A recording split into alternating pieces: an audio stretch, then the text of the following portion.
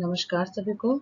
आज हम पढ़ने जा रहे हैं कक्षा 7 रुचिरा भाग 2 हास्य बाल कवि सम्मेलन पाठ के अभ्यास प्रश्न। इससे पहले वाले वीडियो में हमने इसका अनुवाद जाना था। अब हम यहाँ इसका अभ्यास समझेंगे।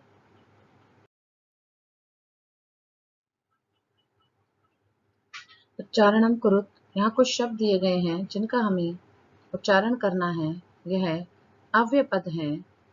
ऊपरी, निश्चय, कदापि, कुत्र, अधः, बहिः, अन्तः, कदा, उच्चैः, अलम्, पुनः, एकदा। इस प्रकार यहाँ कुछ अव्यय पद आए हैं जिनका हमने उच्चारण किया।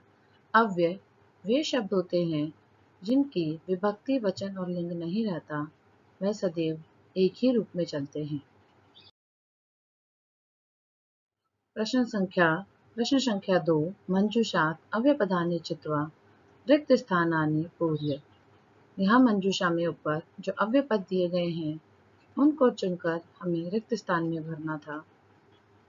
अव्यय पद हैं अलम, अन्तः, बहिः, अधः, ऊपरी। अलम का तात्पर्य मना करने अर्थ में आता है। जब किसी कार्य के लिए मना किया जाता है तो अलम लगाया जाता है। अन्तः यानी अंदर, बहिः बाहर, अधः नीचे और ऊपरी ऊपर। अब इनके अर्थों के आधार पर हम इनका वाक्य प्रयोग करेंगे। कै वृक्षस्य, खाली स्थान में आएगा ऊपरी, खगः वसन्ति। वृक्ष के ऊपर पक्षी रहते हैं, क्योंकि पक्षी वृक्ष के ऊपर ही रहते हैं, इसलिए यहाँ पर यही अव्यय पद आएगा। अलम विवादेन, विवाद होता है झगड़ा, और हमने बताया कि अलम शब्द मना करने के लिए आता है, इसलिए आएगा अलम विवादेन कि झगड़ा या विवाद रहने दो। ग वर्षा काले गृहात् बहिः मा गच्छः। वर्षा काल में घर से बाहर मत जाओ। वर्षा काल में घर से बाहर नहीं जाना चाहिए, इसलिए यहाँ पर आएगा अव्यय पद बहिः। मंचस्य अधः श्रोतारः उपविष्टाः सन्ति। सुनने वाले व्यक्ति मंच के नीचे बैठते हैं, और यहाँ जो मंजूषा में अव्यय पद दिया गया है अधः, उसका तात्पर्य है नीचे, इसलिए यहाँ पर आएगा अधः। मंचस्य अधः श्रोतारः उपविष्टाः सन्ति। अंग छात्राः विद्यालयस्य प्रविशन्ति। छात्र विद्यालय के अंदर प्रवेश करते हैं, और अंतः शब्द जो है उसका तात्पर्य अंदर होता है, इस प्रकार यहाँ अंतः आएगा। तो छात्राः विद्यालयस्य अन्तः प्रविशन्ति। प्रश्न संख्या 3। अशुद्धम पदम चिनुत। कि यहाँ कुछ पद दिए गए हैं, उनमें से जो अशुद्ध शब्द है, अशुद्ध पद है, वो हमें चुनना है।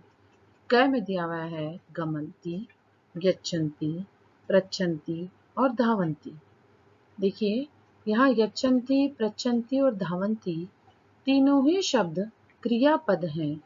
यह बहुवचन के रूप है, लेकिन गमन्ति शब्द यहाँ अशुद्ध है, क्योंकि गमन्ति कोई धातु या क्रिया नहीं होता। गमन्ति के स्थान पर गच्छन्ति लिखा जाता है, इस प्रकार यह गमन्ति अशुद्ध है। रामेण, ग्रहेण, सर्पेण, गजेण। रामेण, ग्रहेण, सर्पेण ये तीनों ही तृतीया एकवचन है, लेकिन गजेण अलग है, क्योंकि गजेण न लिख के गजेन न लिखा जाता है, यह अशुद्ध लिखा हुआ है, इसलिए यहाँ पर गजेन पद अशुद्ध है। लतया, मातया, रम्या, निशय। यहाँ तृतीया एकवचन के पद दिए गए हैं, लतया, रम्या और निशया। मातया शब्द तृतीय एकवचन नहीं है, इसलिए यहाँ पर यह अशुद्ध है। लते, रमे, माते, प्रिय। यहाँ भी लते, रमे और प्रिय सही शब्द हैं, और माते इस प्रकार का कोई शब्द रूप नहीं चलता, इसलिए यह अशुद्ध हैं। लते, रमे और प्रिय द्वितीया द्विवचन है, रमा, रमे, लता, लते, प्रिया, प्रिय इस प्रकार, लेकिन माते शब्द नहीं होता, इसलिए यह अशुद्ध है। लिखति, गर्जति, फलति, सेवति। लिखति, गर्जति और फलति तीनों ही शब्द परस्मै पद के हैं, और सेवती इस प्रकार का शब्द परस्मै पद में नहीं होता, इसलिए यहाँ पर यह भी अशुद्ध है। प्रश्न संख्या 4, मंजूषात समानार्थक पदानि चित्वा लिखित।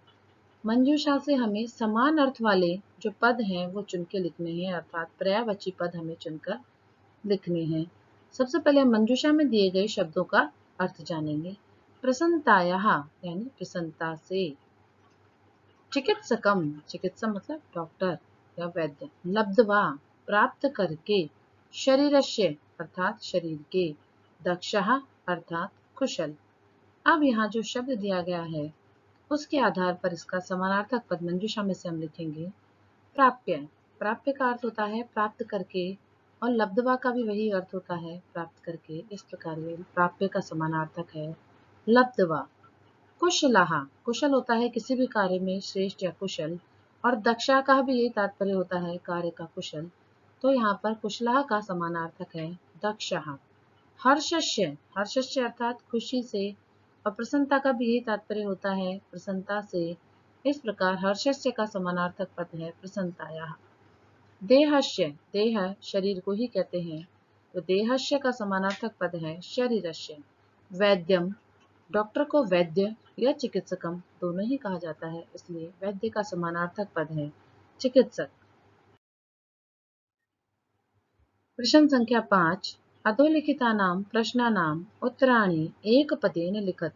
यहाँ कुछ प्रश्न दिए गए हैं जिनका उत्तर हमें एक पद में देना है। क, मंचे कतय बाल कवयः उपविष्टा सन्ति। मंच पर कितने बाल कवि बैठे थे। देखिए यहाँ कति के माध्यम से सिर्फ संख्या पूछी जा रही है, तो उत्तर है चत्वारः है। मंच पर 4 बाल कवि बैठे थे। के कोलाहलम कुर्वन्ति, कौन आवाज करते हैं, कौन शोर करते हैं। उत्तर है श्रोतारः, अर्थात नीचे बैठे हुए जो सुनने वाले व्यक्ति थे, श्रोतागण थे, वे शोर मचा रहे थे। गजाधरः कम उद्देश्य काव्यम प्रस्तुति। गजाधर नाम के कवि ने किसका उद्देश्य बनाकर काव्य की रचना की थी। उत्तर है आधुनिकम वैद्यम, आधुनिक वैद्य अर्थात आधुनिक चिकित्सक या डॉक्टर को आधार बनाकर अपने काव्य को प्रस्तुत किया था। घ, तुंदिलः कस्य उपरि हस्तवम अवतारयति। तोंदी व्यक्ति किसके ऊपर हाथ फैला रहा था। उत्तर है तुंदस्य, अपनी तोंद पर तुंदिल व्यक्ति हाथ फैला रहा था।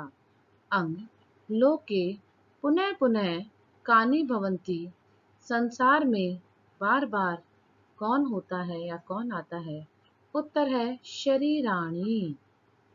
किम कृत्वा घृतम पिबेत, क्या कर घृत पीना चाहिए।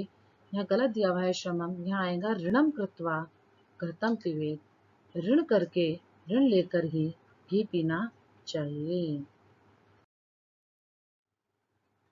प्रश्न संख्या 6, मंजूषात पदानि चित्वा कथाया पूर्तिम कुरुत। यहाँ ऊपर एक मंजूषा दी गई है, इसके आधार पर नीचे लिखी हुई कथा को आपको पूर्ण करना है। मंजूषा में आए हुए पद हैं, पहले हम उनका अर्थ जानेंगे, फिर इसे हम कथा में लगाएंगे। नासिकायामेव, नासिका पर ही। वारम वारम, बार बार।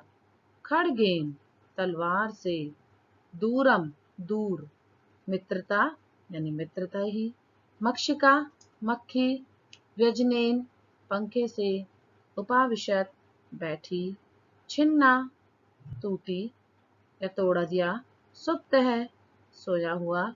प्रिय है, प्रिय है। देखिए यहाँ एक कहानी है, इसको ऊपर दी गई मंजूषा के आधार पर हमें पूरा करना है। इस कहानी के रिक्त स्थान पर किस प्रकार से हम इन मंजूषा के माध्यम से पूरा करें, ये हम देखते हैं। पुरा एकस्य नृपस्य एकः, खालिस्तान में आएगा प्रिय वानरः आसीत्। पहले एक राजा के पास में एक प्रिय बंदर था। एकदा नृपः सुप्तः आसीत्, एक बार राजा सो रहा था। खालिस्तान में हमने भरा सुप्तः, सो रहा था। वानरः तम अव्यजयत, वानरः खालिस्तान में भरेंगे व्यजनेन, व्यजनेन यानी पंखे से। बंदर पंखे से तम अव्यजियत, उसका हवा कर रहा था। तदेव एका मक्षिका, खालिस्तान में भरा हमने मक्षिका। नृपस्य नासिकायाम, नृप की नाक पर, खालिस्तान में भरा उपाविशत। वहां एक मक्खी राजा की नाक पर बैठ गई।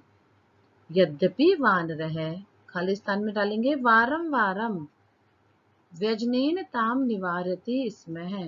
यद्यपि बंदर बार बार पंखे से ताम निवारति स्मः, उसको भगा रहा था। तथापि सा पुनः पुनः नृपस्य, खालिस्तान में नासिकायामेव उपविशति स्म, बार बार राजा की नाक पर आकर बैठ रही थी। अन्ते सह मक्षिकाम हंतु, अंत में उसने मक्खी को मारने के लिए, खालिस्तान में आएगा खड़गेन, तलवार से, प्रहारम अकरोत्, तलवार से प्रहार कर दिया। अंत में उसने उस मक्खी को मारने के लिए तलवार से प्रहार कर दिया। मक्षिका तो उड्डीय दूरम गता, मक्खी तो उड़कर, खालिस्तान में क्या डाला हमने, दूरम, मक्खी तो उड़कर दूर चली गई। किंतु खड्ग प्रहारेण नृपस्य नासिका, खालिस्तान में डालेंगे छिन्ना अभवत्, लेकिन तलवार के प्रहार से राजा की नाक टूट गई। अतः एवं एव उच्यते, इसीलिए कहा गया है, मूर्ख जने सह, खालिस्तान में आएगा मित्रता न उचिता, इसीलिए कहते हैं कि मूर्ख व्यक्ति के साथ में कोई भी मित्रता नहीं करनी चाहिए। इस प्रकार मंजूषा में से शब्दों को डालकर हमने इस कथा को पूर्ण। विलोम पदानी योज्यत, प्रश्न संख्या 7 में है कि हमें विलोम पदों को मिलाना है। यहाँ हमें 2 तालिकाएं दी गई हैं, एक तरफ उसके शब्द हैं और उस दूसरी तरफ उसके विलोम हैं, हमें मिलाना है। पहला है अधः, अधः का मतलब होता है नीचे, तो इसका विलोम होता है ऊपरी, अधः को हमने मिलाया ऊपरी से। अंतः, अंतः का मतलब अंदर, इसका विलोम है बही, अंतः को मिलाएंगे बही से। दुर्बुद्धे, बुरी बुद्धि वाला, इसको हम मिलाएंगे सुबुद्धे, अच्छी बुद्धि वाले से। उच्चै, उच्चै मतलब जोर से। निच्चै मतलब थोड़ा नीचे। उच्चै का तात्पर्य ऊपर भी हो सकता है और निच्चै का नीचे भी हो सकता है। दुर्लभम, दुर्लभम मतलब जो मुश्किल से मिले, और सुलभम जो आसानी से हमें मिल जाए। इस प्रकार यहाँ पर हमने विलोम पदों को भी आपस में मिलाया।